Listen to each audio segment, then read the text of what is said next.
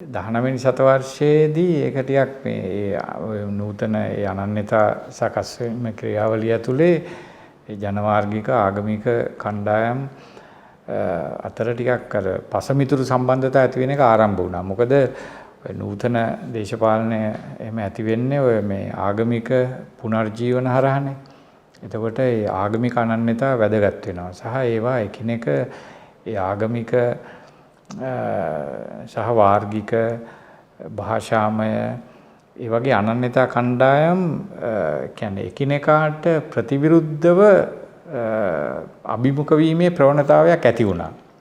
ඒක දැන් සමහරලාට අපි හිතමු ඔය වාද ව්‍යාපාර තිබුණානේ පංචමහාවාදාරෝමයේ. දැන් ඒවා තුල ඒ කියන්නේ එකිනෙක ආගමික කණ්ඩායම් දෙකක් එකිනෙකාට අභිමුඛ වෙලා වාද විවාද කරගන්නවා. ගහගන්නේ නැහැ. නමුත් වාද විවාද කරගන්නවා. හැබැයි ඒකේ තියෙනවා ඒ ආගමික අනන්‍යතාවයේ වැදගත් මහජන පරිමණ්ඩලය තුල වැදගත්. ඒ වගේ ඒකේ දැන් ඒ වගේ එහෙම වාද විවාද ඇති වෙනකොට දැන් සාමාන්‍යයෙන් වාද විවාද වලින් නවතින්නේ නැහැ. ඒවා ශාරීරික ප්‍රහාර දක්වා යනවා. දැන් අපි දන්නවා දැන් මමත් දන්නවා විශ්වවිද්‍යාලවල එහෙම මේ ගැටුම් ඇති වෙන ඉස්සෙල්ලා ඒ විවිධ මත වෙනස්කම් උඩ වාද විවාද ඇති වෙන ඊට පස්සේ ගහ ගන්නවා. ඒ වගේ තමයි ඔය 1883 ඊට වශයෙන්ම ඔය ඊට සතවර්ෂයකට පස්සේ සිදුවීමට සතවර්ෂයකට පෙර මේ කියන්නේ ඔය කොටහේනේදී කියන්නේ කතෝලිකයින් සහ බෞද්ධයෝ මේ අතර ගැටුමක් ඇති වුණා. ඒ වගේම ඊට පසු 1915 ඉස්ලාම් භක්තිකයින් සහ සිංහල මූලික වශයෙන් බෞද්ධයින් අතර ගැටුමක් ඇති වුණා. ඊට පස්සේ 1950 ගණන් වල ආරම්භ වුණා ඔය සිංහල සහ දෙමළ ජනයා අතර. ඉතින් මේ වගේ මේ ජනවාර්ගික ආගමික ජනවාර්ගික සහ ආගමික ඒ කණ්ඩායම් අතර මේ වගේ ගැටුම් ඇතිවීම අර ලංකාවේ 19 වෙනි සතවර්ෂයෙන් ආරම්භ වෙච්ච නූතන දේශපාලන පරිමණ්ඩලය කියලා අපිට කියන්න පුළුවන් පබ්ලික් ස්පියර් කියලා. ඒකේ මූලික ව්‍යුහාත්මක අංගයක් විදිහට. ඒකේ බොහොම ටිකක් තීරණාත්මක සම්දිස්ථානයක් තමයි 1983. ඉතින් ඒක තමයි මූලික හේතුව. අනිත් එක මේ ආසන්න වශයෙන් අපි දන්නවා හැමෝම ආසන්න වශයෙන් උත් අපිට ඒකත් මේ අංග කිහිපයකට බෙදන්න පුළුවන්. එකක් ඔය කියන්නේ දෙමළ සන්නද්ධ ව්‍යාපාරයක් ඇති වුණා. ඔය දෙමළ ඊළාම් පිළිබඳ ඉල්ලීමක් ඇති වුණා. ඒ ඉල්ලීම් නිසා මේ විශේෂයෙන් 1956න් පස්සේ සිංහල සහ දෙමළ අනන්‍යතා දේශපාලනයන් දෙක එකිනෙකාට පසමිතුරුව ටිකක් පිහිටන්න පටන් ගත්තා. ඒකේ ආතතිය එන්න වැඩි වුණා. ඔය 1977න් පස්සේ ඔය ආතතිය තවත් වැඩි වුණා. දැන් 1977 මේ දෙමළ එක්සත් විමුක්ති පෙරමුණ පිහිටෙව්වා. ඊට පෙර ඒ අර වඩුක්කොඩේ සම්මේලනය කියලා තිබුණ එකෙන් අර වෙනම රාජ්‍යයක් පිහිටුවීම කියලා මේ ඉල්ලීමක් ඉදිරිපත් වුණා. ඉන්පසුව වැදගත්ම දේ තමයි 1977 එක්සත් ජාතික පක්ෂය පත් වුණාම මේ ප්‍රධාන විරුද්ධ පක්ෂය බවට පත් වුණා දෙමළ එක්සත් විමුක්ති පෙරමුණෙහි නායක අමෘතලිංග විරුද්ධ පක්ෂ நாயකයා බවට පත් වුණා. ඒතකොට ඒක දැන් චෝදනාවක් අහුව ඒ විරුද්ධ පක්ෂ නායකයා විදිහට ඔහුගේ තිබුණු බලතල බරප්‍රසාද පාවිච්චි කරලා මේ වෙනම රාජ්‍යයක් පිළිබඳ ආසාස් ප්‍රවර්ධනය කරනවා කියලා විශාල ඒ කාලේ ඔය අමෘතලිංගම්ට විරුද්ධව විශාල මේ ප්‍රචාරක ව්‍යාපාරයක් තිබුණා. විවිධ මේ අර්ථකථන තියෙනවා ඒ ගැන. ඒගොල්ලෝ ඒ තරම් ඒක බරපතලව තිබුණේ නැහැ. ඒක අර තරුණ කණ්ඩායමක් ඒක මේ ඉදිරිපත් කරා. ඒ නිසා ඒගොල්ලන්ට සිද්ධ වුණා ඒ තරුණ කණ්ඩායමේ බලපෑමට අවනත වෙලා මේ වෙනම රාජ්‍යයක් කියන එක අනුමත කරන්න කියලා. කොහොම වුණත් ඒකට විශාල මේ අනුමැතියක් තිබුණා ඒ දෙමළ දේශපාලනය තුළ. විශේෂයෙන්ම ඔය රැඩිකල් දෙමළ දේශපාලනය තුළ තරුණ දේශපාලනය තුළ මේකට කාලේ ලොකු ආකර්ෂණයක් තිබුණා. ඒ නිසා තමයි එන්නේ ඒක උඩ තමයි ඉතින් මූලික ඒක ජනප්‍රිය සටන් පාඨයක් බවට පත් වුණා. ඉතින් ඒක මේ ඒකත් එක්ක ටිකක් ලොකු ආතතියක් ඔය 70 පස්සෙත් ඔය මේ විටින් විට මේ දෙමළ සිංහල ගැටුම් ඇති වුණා. ඉතින් ඒ සහ ඊට පස්සේ ඔය දෙමළ සන්නද්ධ සංවිධාන ඇතිවීම මේ අපිට පේනවා. මේ ඒ නිසා සිංහල සහ දෙමළ දේශපාලනය අතර පසමිතුරුතාවය වර්ධනය වුණා. ඊට පස්සේ ආසන්න වශයෙන් ඔය මේ ඇති වුණු අර හමුදා සොල්දාදුවෝ යාපනයේදී මේ 13 දෙනෙක් ඒ දෙමළ මේ LTT සංවිධානයේ මේ ප්‍රහාරක කණ්ඩායමක් විසින් මේ රැකලා ඉඳලා මේ මරා දැමීම සහ ඒ මෘත ශරීර කොළඹට ගෙනල්ලා බොරැල්ල කනත්තේ ආදානය කිරීමට පියවර ගැනීම නිසා මෙතන යම්කිසි කැළඹීමක් ඇති වුණා. එතන යම්කිසි මේ පිරිස් එක්රැස් වෙලා ඒවා යම්කිසි ආවේගාත්මකව මේ ප්‍රතිචාර දක්වීමක් සිද්ධ වුණා. ඊට පස්සේ ඒ බොරැල්ලෙන් ආරම්භ වෙච්ච ඒ ක්‍රියාවලිය යම්කිසි ප්‍රචණ්ඩ මේ ක්‍රියාව බවට පත් වෙලා රට පුරාම ව්‍යාප්ත වුණා. ඒක තමයි මූලික වශයෙන් සිද්ධ වුණේ.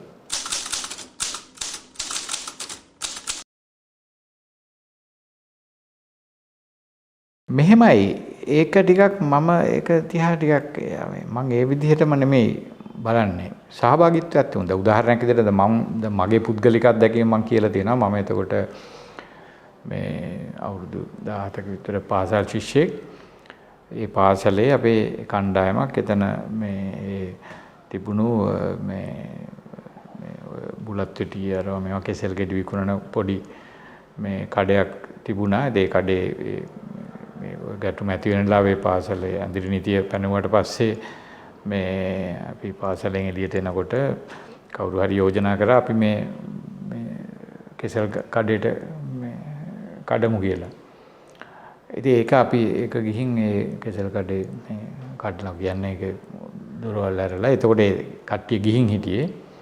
එතන හිටපු මිනිස්සයා. එතකොට ඒක නිකන් අපි මේ අපිට ආණ්ඩුවෙන් කියලා හරි මොකක් හරි නෙමෙයි. ඒක නිකන් අර මේ අර සාමාන්‍යයෙන් අපි කියන කොළුකමට වගේ කියන.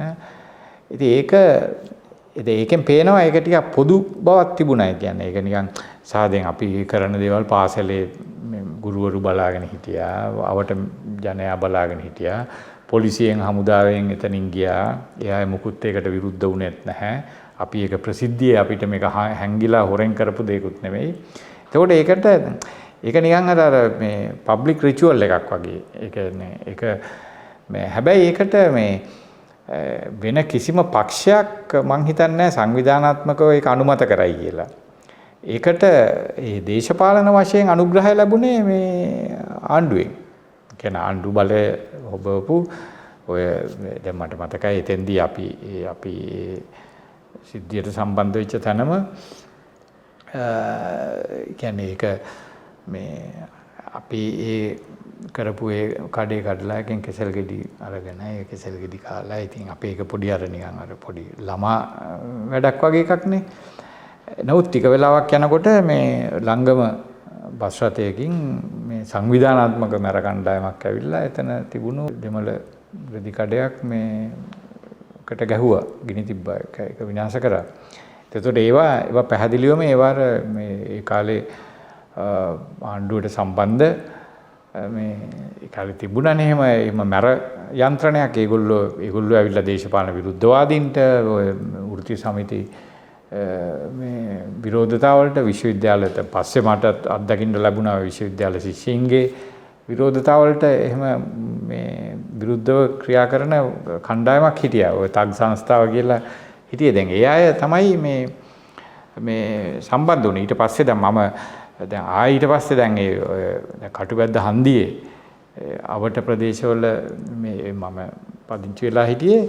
දැන් ඒ ප්‍රදේශවලත් ඔය වර්ග දෙකම දැන් මම හිතන්නේ වර්ග දෙකයි. ඒ කියන්නේ එකක් සාමාන්‍යයෙන් ඔය හන්දිවල ඉන්න මැර කණ්ඩායම් වගේ අය ඉන්නවනේ.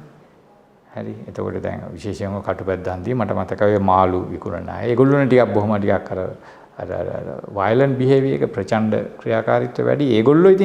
ඒගොල්ලෝ තමයි බැහැලා මේ අර මේ සමහර අයට දැන් මට මතකයි ඒගොල්ලෝ සමහර අය ඔය රෙදි ඔය හරි තිබුණානේ මේ අඟුලාන හරීම මේ අඟලුම් කර්මාන්තශාලා ඒවා දේවා කඩලා ඒවෙන් රෙදි ගෙනල්ලා මිනිස්සු රෙදි අරගෙන යනකොට ඒගොල්ලෝ ඇවිල්ලා ගෙනියන්න දෙන්නේ නැතුව ඒවා පාරේ දාලා ගිනි තියන වැඩේම කරා.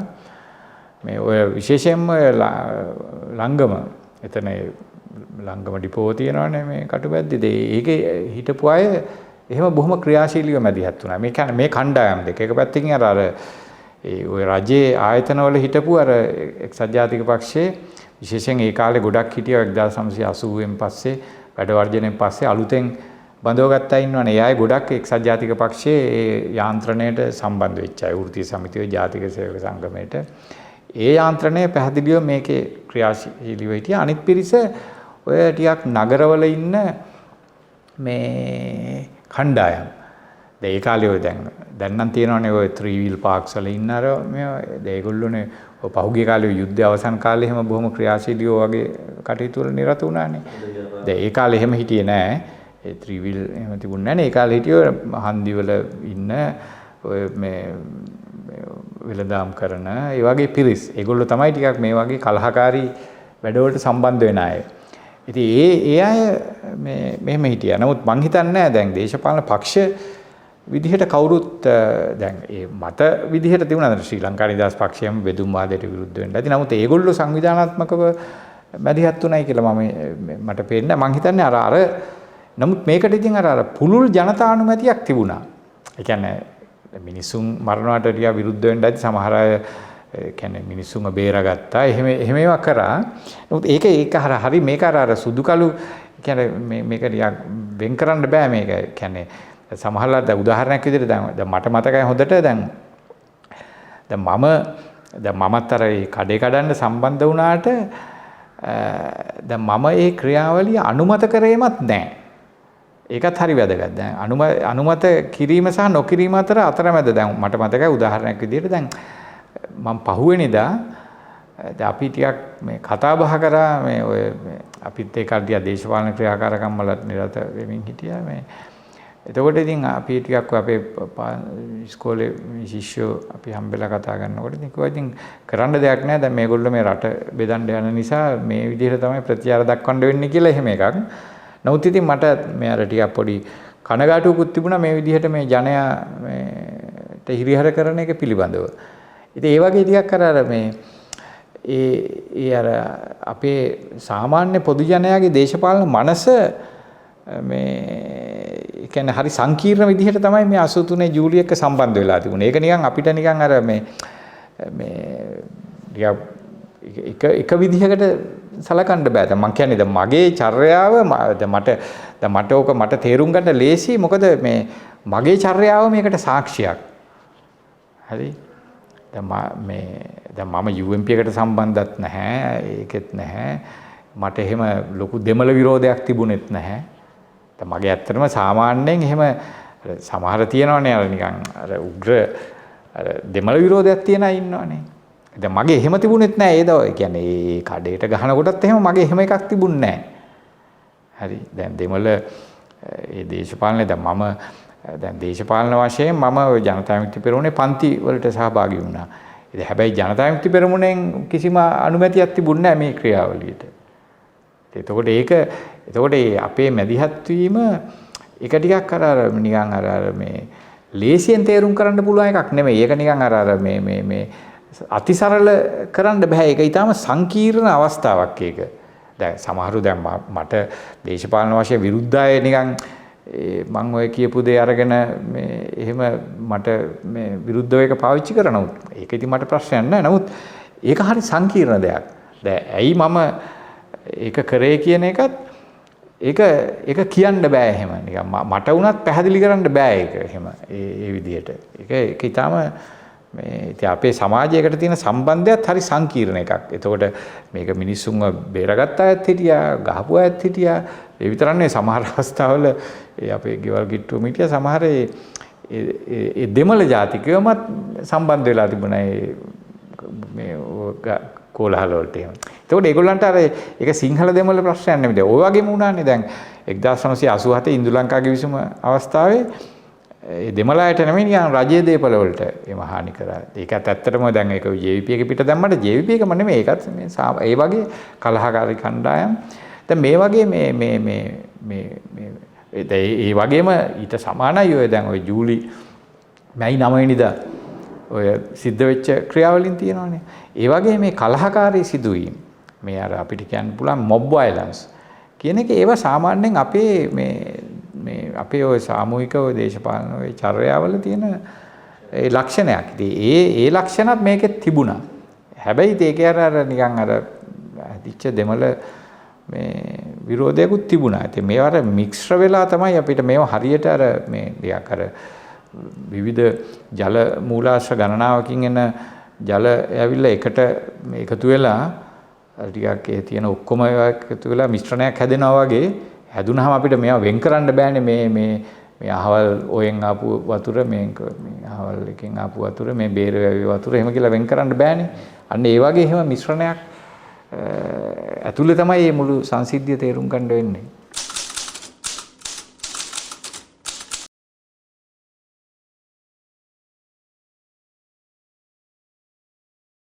මේකේ ව්‍යුහය දිහා බලන්න ඕනේ. මේකේ ව්‍යුහය හැදිලා තියෙන්නේ විශාල සාධක එකතු වෙලා. එතකොට මේ දෙමළ විරෝධය ඒවා ටිකක් ඔය දැන් පහුගිය කාලේ මුස්ලිම් සිංහල ගැටුම් තිබුණානේ. ඒවත් තියෙන්නේ අර කියන්නේ මූලික වශයෙන් ඒකේ ප්‍රධාන සාධකයක් වුණා ඔය වෙළඳාම ඔය ව්‍යාපාරික ගැටුම්. ඒ කියන්නේ විශේෂයෙන්ම දැන් ඔය පහුගිය කාලේ දැන් විශේෂයෙන් ඔය විවිධ මේ විශාල නාගරික මධ්‍යම පන්තියක් ආවනේ. මේ නාගරික මධ්‍යම පන්තියේට අවශ්‍ය දේවල් විශේෂයෙන් ඇඳුම් පැළඳුම් මේ වගේ දේවල් අලෙවි කරන විශාල ඔය මේ විලාසිතා මේවට ඒ වගේ වෙළඳ ව්‍යාපාර මේ ඇති වුණා. දැන් සාමාන්‍ය සම්ප්‍රදායික ඔය වෙළඳ ව්‍යාපාර අත්පත් කරගෙන තියෙන මුස්ලිම් අය ඒගොල්ලෝ තමයි පිටරටින් බඩු ගේන ඒවා ඒ චේන්ස් ගොඩක් ඒගොල්ලෝනේ පිටකොටුවේ තෝග වෙළඳාම අර මේ ඒගොල්ලන්ට දෙන ලින්ක්ස් තියෙන්නේ. ඒතකොට ඒගොල්ලොන්ට තමයි වැඩි මේ හැකියාවක් තියෙන්නේ මේ වෙළඳාම් ක්‍රියාවලිය සංවිධානය කරන්න. ඒ නිසා ඒගොල්ලන්ගේ තමයි ඔය සුපර් මාකට් චේන්ස් ඒවා එහෙම ගොඩක් තිබුණේ. මේ එතකොට නමුත් ඊට අමතරව මේ අර සිංහල ව්‍යාපාරික පන්තියකුත් වර්ධනය වුණා පහුගිය කාලේ. එතකොට මේ සිංහල ව්‍යාපාරික පන්තියයි ඒගොල්ලෝ උත්සාහ කරනවානේ. එතකොට ඒගොල්ලන්ට මේ වාර්ගිකත්වය අර තුරුම්පුවක් විදිහට පාවිච්චි කරන්න පුළුවන්. මොකද ඒගොල්ලන්ගේ අර ව්‍යාපාරික අරමුණු වහලා මේක ජාතික අරමුණක් බවට පත් කරන්න පුළුවන්. මේක මේ අය මේ මුස්ලිම් මිනිස්සු මේ රට අල්ලගන්න යනවා. ඒගොල්ලෝ මේ ළමයි හදනවා, අරවා කරනවා, අර වඳකොත්තු අරවා මේවා වල අර යට ඇඳුම් වල මෙහෙම මේ වඳ කරන ඒවා දාලා තියෙනවා. ඒ වගේ එහෙම කතා හදන්න පුළුවන්. නමුත් ඒක පිටිපස්සේ අරගත් තියෙනවා. ඒවා දෙකම එකතු වෙලා තමයි මේ සංකීර්ණ මේ මනෝභාවය හැදෙන්නේ. ඒ වගේ තමයි 83. ඒ 83 මනෝභාවය කියන එක හැදෙන්න මේ වගේ විවිධ මේ සාධක එකතු වුණා.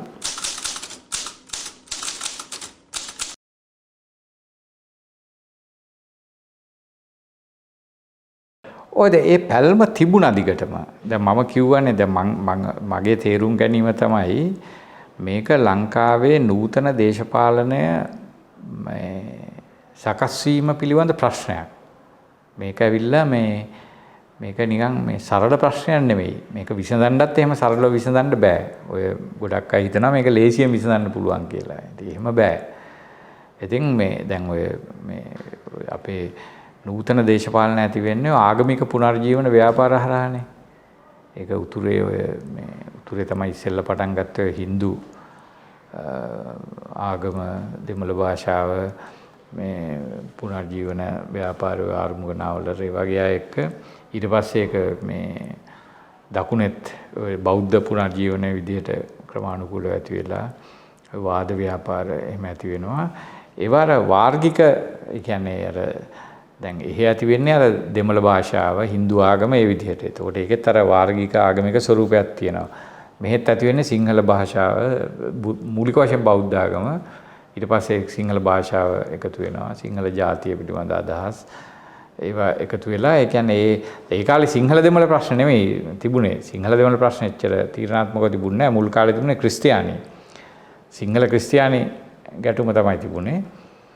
මේ උතුරෙත් තිබුණේ මේ දෙමළ හින්දු ක්‍රිස්තියානි මේ ඒ ප්‍රශ්නේ තිබුණේ.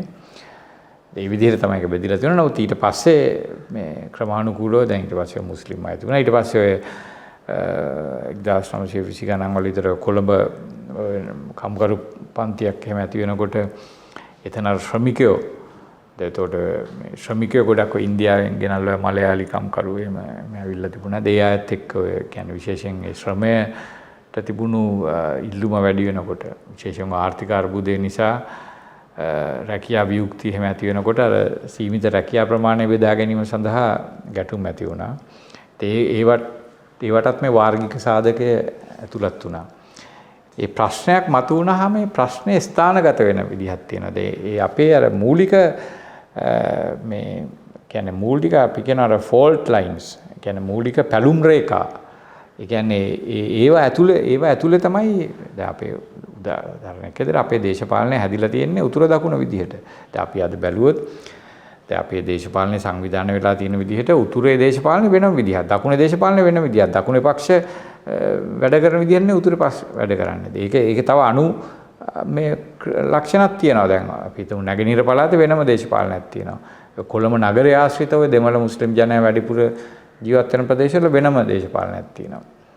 අනිත් ඔය සිංහල බෞද්ධ ප්‍රදේශ කියලා කියන්න පුළුවන් මේ ප්‍රදේශවල වෙනම.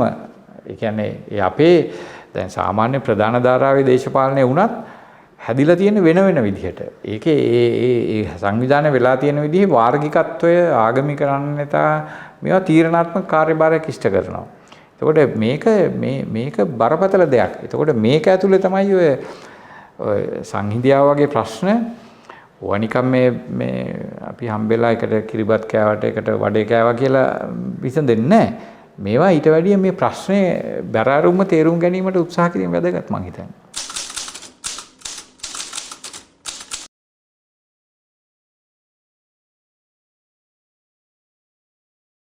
එතනදී එක්සත් ජාතික පක්ෂය මේ ගැටුම් පාවිච්චි කරා එක වැඩකට. ඒක තමයි ඒක පැහැදිලිවම ඒගොල්ලෝ අර පක්ෂ තුනක් තහනම් කරා. විශේෂයෙන් ජනතා විමුක්ති පෙරමුණ තහනම් කරන්න ඒගොල්ලෝ ඒක යොදාගත්තා. මේ ඒගොල්ලොන්ගේ අර ඒ කාලේ තිබුණා ඒ එක්සත් ජාතික පක්ෂයේ ඒ දේශපාලනයේ ප්‍රධාන එකක් අර දේශපාලනයේ අර සම්පූර්ණ ග්‍රිප් එක සම්පූර්ණ ග්‍රහණය ඒ එක්සත් ජාතික පක්ෂයේ ග්‍රහණයට දේශපාලනය ගන්න එක. සහ විශේෂයෙන් ඔය මේ දැන් මේ අර අපේ කියන්නේ තියෙනවනේ අර පොදු ජනයා අතර තියෙන දේශපාලන ක්‍රියාවලිය. ඒක ඒගොල්ලෝ දැන් ගම්වලත් ඒවා ටිකක් වෙනම කට්ටිය දාලා දැන් කොළඹ නගරේ විශේෂයෙන් ඔය දැන් කොළඹ දේශපාලනයේ දැන් ඔය වාමාංශික පක්ෂ වෘත්ති සමිතිය ඒවා තිබුණානේ ඒවා යාන්ත්‍රණ කඩලා දැන් අලුත් ඔය ඒකේ යටතේ තමයි ඔය පාතාල ලෝකෙ එහෙම එන්නේ මේවා හරි මේ සංකීර්ණ විභාග කරන්න ඕනේ දේවල්. දැන් ඒවා ඇවිල්ලා ඒවා එක්සත් ජාතික පක්ෂය තමන්ගේ යටතට ගත්තා. ඔය ඡන්ඩින් ඔයගොල්ලෝ පාලනය කරා. ඒ අලුතෙන් ආවනේ දේශපාලන ප්‍රභූතන්ත්‍රයක්. ඒ දේශපාලන ප්‍රභූතන්ත්‍රය වටේ තමයි ඒගොල්ලෝ සංවිධානය කරේ. ඒතකොට ඒගොල්ලෝ තමයි මේ දැන් මේ වගේ කටයුතු. දැන් මේ වගේ ඔය දැන් ඔය පාතාල ක්‍රියා දැන් එක පැත්තකින් අපිට කියන්න පුළුවන් ඔය 83 කියලා කියන්නේ ඒ වගේ අර පාතාල ක්‍රියාවක්. ඒ කියන්නේ ඒවට සම්බන්ධ වෙන්නේ නිකන් අර සාමාන්‍ය ටිකක් අර ඩීසන්ට් විදිහට ජීවත් වෙන මිනිස්සුම සම්බන්ධ වෙන්නේ නැහනේ. හරි. ඒවට සම්බන්ධ වුණේ දැන් උදාහරණයක් විදිහට අපි වගේ නිකන් අර මේ සාමාන්‍ය අර තරුණ ජවයෙන් එහෙම ඉන්න නිකන් අර කොලුකමට ඔයගේ දේවල් කරන අය. දැන් අපි හිතමු ඒ වගේනේ දැන් ඒ කියන්නේ අපි හිතමු දැන් ඔය බිග් මැච් කාලෙට එහෙම මේ බිග් මැච් කාලෙට පෙළපාලිය යනවා මේව කරනවානේ. ඉතින් ඒ වගේ එකක් තමයි මේකත්. ඒ කියන්නේ මේ පාසල් ශිෂ්‍යයන්ට ගත්තාම ඒක වෙනසක් නැහැ. ඒ මානසිකත්වය ඇතුලේ තමයි. ඒ වගේ අර සාමූහික එකතු වෙලා අර ගෲප් මෙන්ටැලිටි කියනවනේ. ඒක නේ කණ්ඩායමක් එකතු වෙලා කෑ ගහනවා ප්‍රතිඥාපත්තු කරනවා. ඒවා තමයි අපි සාමාන්‍යයෙන් කරන එකක් නේ. දැන් ඉස්කෝලේත් අපි ප්‍රතිඥාපත්තු කරනවා. එක මොකක් හරි ඉල්ලලා. මෙතනත් කරේ ඒ කඩේ මේ කඩලා දොරවල් ටික කඩලා කෙසෙල් ගෙඩි අරගෙන එක එක්කෙනාට බෙදලා දීලා අපිත් කාලා අර බට්ටෝ රතිඤ්ඤා කරලා පත්තු කරනවා. ඒක නිකන් අර ඉවෙන්ට් එකක් ඒ වගේ. ඉතින් ඒ වගේ තව කට්ටියකට අර ඒක මැර ක්‍රියා. ඒ සමහරට මැර ක්‍රියා ඒවා කරලා ඒවෙන් මේ මුදල් හම්බ කරගන්න. දැන් ඒ කාලේ තිබුණා ගොඩක් ඔය රූපවාහිනී එහෙම මේ ඒවා හොරකම් කරලා පාවිච්චි කරා. ඒ නාගරිකව ඉන්න දුප්පත් ජන කොට්ටාස වල මුඩුක්කු ආශ්‍රිතව ජීවත් වෙන අයට ඒක විශාල මේ ප්‍රයෝජනයක් ඒවා මංකොල්ල කෑම. එතකොට ඒවට ඉඩ දීලා ඒවට ඉඩ දුන්නා. ඒ ආණ්ඩුව ඉඩ දීලා මොකද ඒ කියන්නේ ඒ කණ්ඩායම් ඒගොල්ලොත් එක්ක හිටපු අය. දැන් මේක හරියට අර අපිට සංසන්දනය කරන්න පුළුවන් ඉස්සර යුද්ධ කරනකොට ඉස්සර කාලේ වෝෆෙයාර් වලදී දැන් සාමාන්‍යයෙන් ගොඩක් වෙලාවට යුද්ධ බටයින්ට වැටුප් ගෙවන්නේ නැහැ. වැටුප් ගෙවන්නේ නැහැ. ඒගොල්ලන්ට කරන්නේ යුද්ධ කරලා ඉවර වෙලා ප්‍රදේශ අල්ල ගන්නවානේ. අල්ලගත්තාම මේ ප්‍රදේශ මංකොල්ල කෑමේ නිදහස ඒගොල්ලන්ට දෙනවා. හරි. ඒ කියන්නේ එතකොට ඒගොල්ලෝ ඒවා මංකොල්ල කාලා ඒවා කරගන්නවා. අන්න ඒ වගේ එකක්. දැන් මෙතනත් දැන් මේ ඉන්න තග්ස්ලට දැන් මේගොල්ලන්ට මේගොල්ලොන්ට මේ නිදහස ඉඩ දෙනවා හොරකම් කරන්න අරවා මේවා කරන්න. ඊට පස්සේ ඒගොල්ලෝ හොරකම් කරනවා අරවා මේවා ඒවා ගෙදරට ගෙනියනවා. ඒවා ඒ වගේ එකක්. ඒ කියන්නේ ඒක එක්සත් ජාතික පක්ෂයක හොඳට පාවිච්චි කරා. හරි. ඉතින් ඒ වගේ මේ ඒක තමයි මෙතන තියෙන මූලික දේ.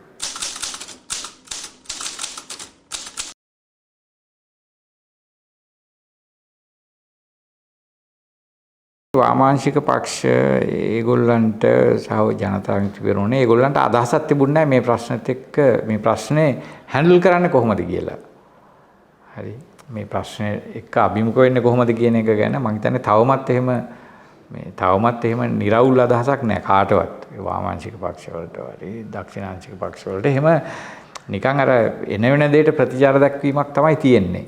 මොකද ඒකට ප්‍රතිචාර දක්වන්න බයකුත් තියෙනවා. මොකද මේක අර පොදු ජන විඥාණයට ගිහින් තියෙනවා. මේ අපේ වාර්ගික විඥාණය පොදු ජන විඥාණයට ගමන් කරලා තියෙන්නේ. එතකොට පොදු ජන විඥාණය තුල ඒ තමන්ගේ ප්‍රතිවාදී ජන කණ්ඩායමේ මේ ඒ ඉල්ලීම් වලට යම් කිසි විදිහක සාධනීය ප්‍රතිචාර දක්වීම ද්‍රෝහිකමක් විදිහට තමයි සලකන්නේ. එතකොට ඒ නිසා මේ ද්‍රෝහි ලේබලය අලව ගන්න දෙපාර්ශවයේ කවුරුත් කැමති නැහැ.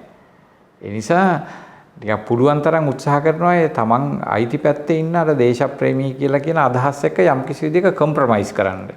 ඒවත් එක්ක යම් කිසි මේ සම්දානයකට සම්මුතියකට එන්න.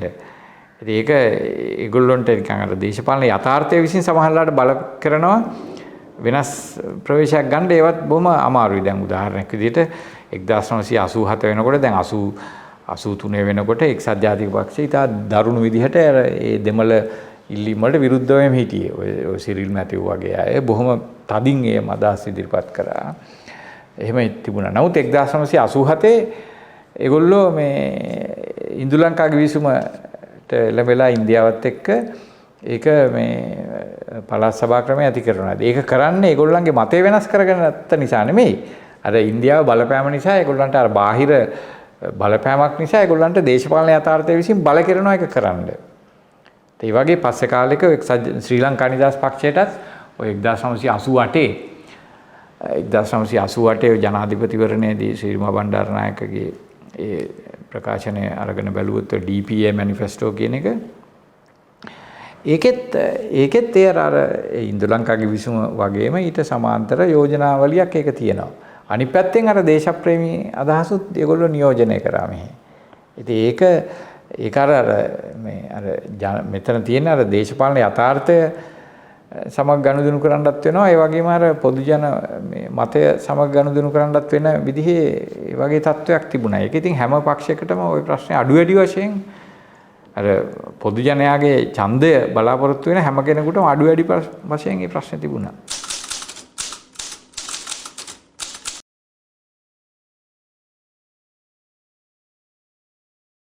ඔව් යම් තාද්දුරකට තියෙනවා. දැන් යම් වෙනස් වෙලා තියෙනවා යම් දේවල්. සමහර ප්‍රශ්නවල තීව්‍රභාවය අඩු වෙලා තියෙනවා. දැන් මම හිතන්නේ දැන් වෙනම රාජ්‍යයක් සඳහා ඉල්ලීමට තිබුණු ඒ තීව්‍රභාවය අඩු වෙලා තියෙනවා. ඔය සාමාන්‍යයෙන් බලය බෙදීම පිළිබඳව තිබුණු අර තද ඉල්ලීම් ටිකක් අඩු වෙලා තිබෙනවා. මේ ඊළඟට දකුණෙත් ඔය ටිකක් අන්ත ජාතිකවාදී දේශපාලන ප්‍රවාහයන්ට තිබුණු බලපෑම ටිකක් අඩු වෙලා තියෙනවා. සමහරලාවට දැන් ওই සමහර යම් ඒ ටිකක් අන්ත ජාතිකවාදී කියන්න පුළුවන් මතවල හිටපු සමහර විශේෂයෙන් ඔය ජනතා විමුක්ති පෙරමුණ වගේ වයිතනින් ටිකක් විතන් වෙලා වගේ තියෙනවා. ඒ වගේ වෙනස් වීම වෙලා තියෙනවා ගොඩක්.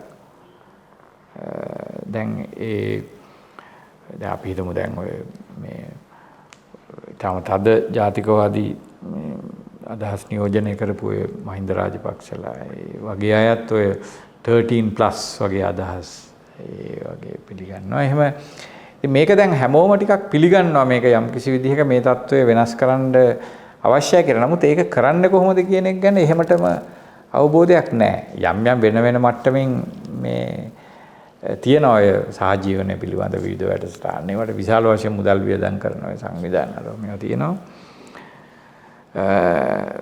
ඒවා ඉතින් මේවා මෙහෙමයි. ඉතින් මේවා සමහර ඒවා අපිට හිතලා විසඳන්න බෑ. මේවා ඉතින් කාලයාගේ ආවෑමෙන් විසඳෙන ප්‍රශ්නක් තියෙනවා. ඒ කියන්නේ විසඳනවට වැඩිය ඒවා වෙනස් වෙනවා. අර අපි කියනවා ට්‍රාන්ස්ෆෝමේෂන් කියලා.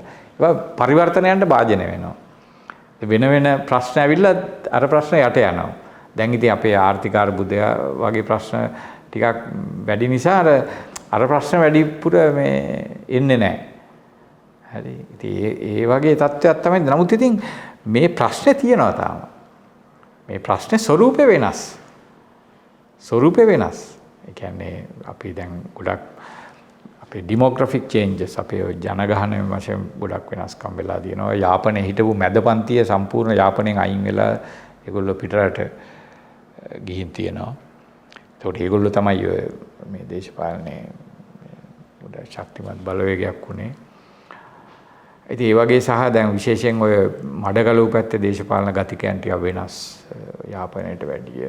මේ වගේ විවිධ දැන් මේක සෑහෙන කාලයක් නේ අවුරුදු 40ක් කියන්නේ ඒක තාම බරපතල වෙනස්කම් වුණු කාලයක්.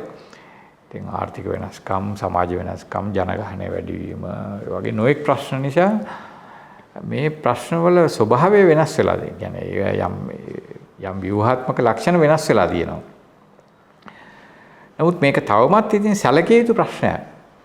ඒක තවමත් ඒ උතුරු දකුණ පිළිබඳ විභේදනය ඒවා තීරණාත්මක සාධක විදිහට පේන්න තියෙනවා.